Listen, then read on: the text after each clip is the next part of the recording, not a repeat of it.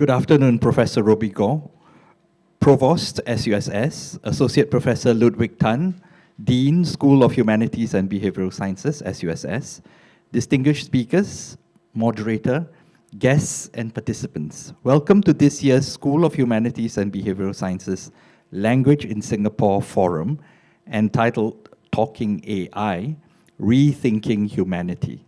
May I now invite Professor Robbie Goh to deliver his welcome address. Prof. Goh, please.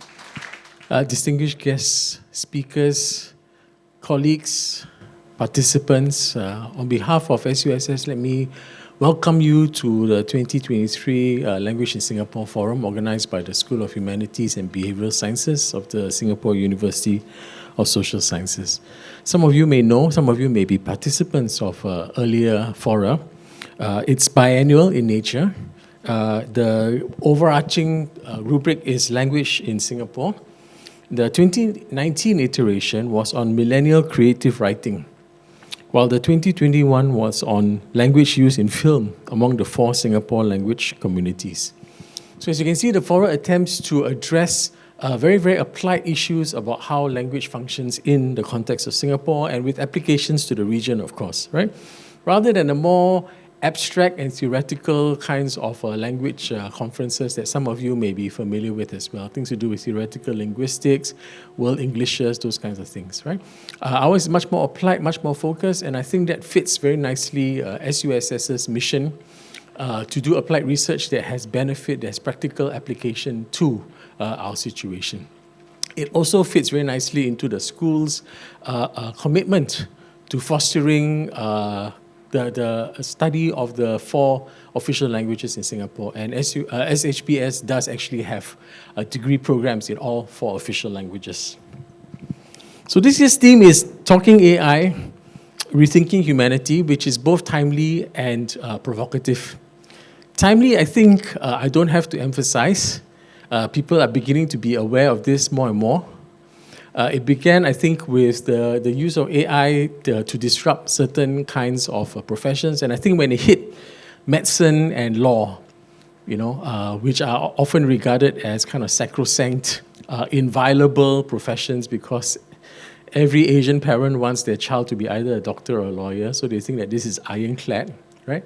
But when AI began to threaten some of the functions in medicine and law with orthodox diagnosing diseases from a distance, and a lot of the legal processes, basic legal processes, obviously not the complicated cases, being done by AI. I think that really came home to all of us and made us realize the ubiquitousness of AI as well as its disruptive power if they can touch those kinds of professions, right? Then, of course, issues of big data and privacy, because so many of us were using these things that there was an issue about where does it go to? Where is this black hole of data, our personal data, our preferences, our usage? Where was it going, or what was it being used for? Then, of course, issues of deepfakes. It really hit me when I realized that actually the scams these days are so sophisticated that you can no longer spot them just by looking at the poor grammar, which is often the case with earlier scams, or the fact that you don't recognize the voice or the face. Yeah? Increasingly, we're going to see, I think, scams which use deepfakes to show a great degree of efficacy that is going to be very, very difficult. So my personal tip to you, I've already established this protocol with my wife, is to have certain reserved questions that no AI can possibly know, yeah? So don't put everything on social media, keep something in reserve, a few things in reserve that you can use to test. Are you really my wife? Okay, if so, answer this question, right? Then, of course, if those of you who are educators like me and my colleagues, the thing that really hit home was the emergence of ChatGPT in late 2022, and how this has really caused all kinds of concerns to do with intellectual integrity, plagiarism, and the difficulty of detecting these things. Turnitin no longer could do the job, basically. Right? So timeliness, I think, is very easily established for this topic. For the provocativeness of the topic, I'll just single out 2 words in the title, the subtitle, the sub-theme: talking and humanity. So unlike many earlier disruptions, I think the problem with, or the challenge of generative AI is that it's a talking process, right? You can actually engage with it, and there will be feedback, there will be dialectical reiterations in a way that was not true of, say, just a Google search. Yeah, there's a certain creativity, in other words. And we know it's creative because ChatGPT can lie. As it did to me when the first few times I used it, and it just blithely trotted out authoritative URLs, which when I clicked turned out to be nonsense. Yeah, there was no web page there, but it just blithely and boldly declared that these are the sources for the information that I was seeking. Right. So lying, of course, is a form of creativity, a form of inventiveness. Yeah, and it's often been held out as a kind of Alan Turing flag to tell the difference between computer and man. Right? Creativity, language, these are things that are supposedly uniquely human. So therefore, ChatGPT, generative AI, does in fact cause us to rethink the whole notion of humanity. If that kind of special human quality of language use, especially in a creative context, can no longer be assumed to be unique to man. So as a result of all this, I think it requires a reality check, as well as some principles of how we're going to proceed as human beings, as social creatures, as educators, creative industry professionals. Right? The reality check, as I was recently reminded at a conference on ChatGPT that I attended, a workshop, is that we've long been cyborgs, as Donna Haraway's Cyborg Manifesto reminds us. The moment man picked up a mechanism, a tool, right? There was already a kind of cyborg connection between man and machine. It just depends on how you define machine. Yeah, is it as something as primitive as a whole, right? Or does it require some kind of external power, such as the steam engine, right? Or a handphone or some device that has a certain degree of expansiveness, a certain degree of connectivity, like our handphones, right? So unless there's somebody in this room that doesn't own a cell phone, we're all in a way cyborgs, essentially cyborgs, right? And the earlier sort of cyborg manifestations have not really destroyed humanity and destroyed mankind. So that's the reality check. We shouldn't be trying to contain or limit the role of generative AI, right? We shouldn't be prohibiting our students, prohibiting our peers from using it for certain kinds of purposes.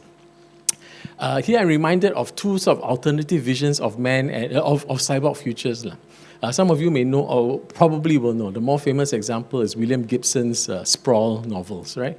Where it turns out in the trilogy that the human agents are actually being manipulated so subtly by AIs that they're not even aware of it. The other much rosier sort of picture is, if you're familiar with Ian Banks' culture novels, is a future for humanity where they're just freed up to do everything that they want to do. The real creativity, in a sense, lies in that, or rather a unique kind of human creativity is sort of ring-fenced for them, because everything productive, everything nasty, everything difficult has been done by machines, by AI. Right? Our future is probably somewhere in between. Neither completely nihilistic and bleak, nor completely rosy as well. So it's what we make of it. And then I just want to establish some very, very broad principles from off the top of my head for you all to consider as you proceed with today's forum. Right?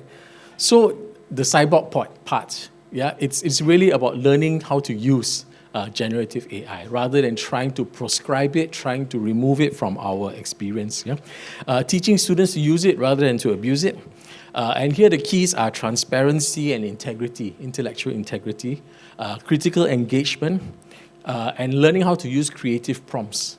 So really we need to think our training and our teaching on its head, rather than making knowledge and even the marshalling of knowledge to be the emphasis. It really has to come to be a kind of process of how we use this ubiquitous technology, how we prompt it, how we control it, and of course how we declare it, and how we are transparent in its use as well.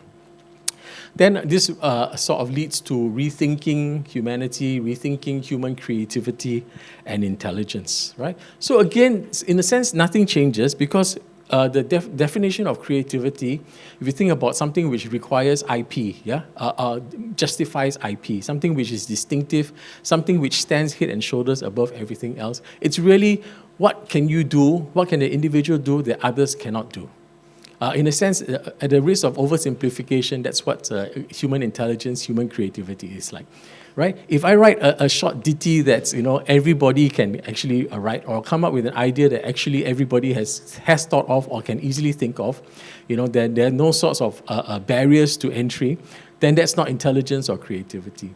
So it's the same thing. We just now have raised the bar so that it really has to be something which other machines, other machine prompts, and other people are unable to do. And that really has always been the definition of creativity and intelligence. We just have to take into account the way in which generative AI has raised the bar for us. But we're still seeking that kind of elusive sweet spot now. Something which is unique, something which is provocative, something which is intellectually stimulating, which cannot easily be reproduced, at least by others, including by generative AI. And the last sort of principle to proceed with is, of course, regulation and control. There has to be a certain degree of regulation, control, policy, right, about the use of the data, etc., right? And this part, is, I'm assuming everybody in this room is either from education or creative industry, so that's not our problem, yeah? I mean, it's the domain of policymakers, but we have to contribute to the discussion about how policy can be constructed in a way that will protect those kinds of areas. So for language and literature in particular, there's much that we can do. So the literary envisioning of AI-human futures, and we do know that literature can in fact influence reality, influence the course of history, because many inventors, many policymakers take their inspiration from literary and fictional works. Yeah? The work on natural language processing, and that can help improve the work of generative AI. And of course, the whole monitoring and refinement of translation processes, which is always complex, polysemantic, and other ways that can contribute to this cyborg future of ours. So I hope that today's forum will spark a lot of exciting ideas along these lines and other lines, and move us collectively that much closer to a productive and critically engaged use of generative AI. Let me take this opportunity to thank my colleagues in SHBS for all the hard work that they've done in organizing this forum, and also to the speakers for making the time to come and to share their ideas and experiences with us. I wish you all a very, very productive and interesting time ahead. Thank you very much. Thank you very much, Prof. Goh.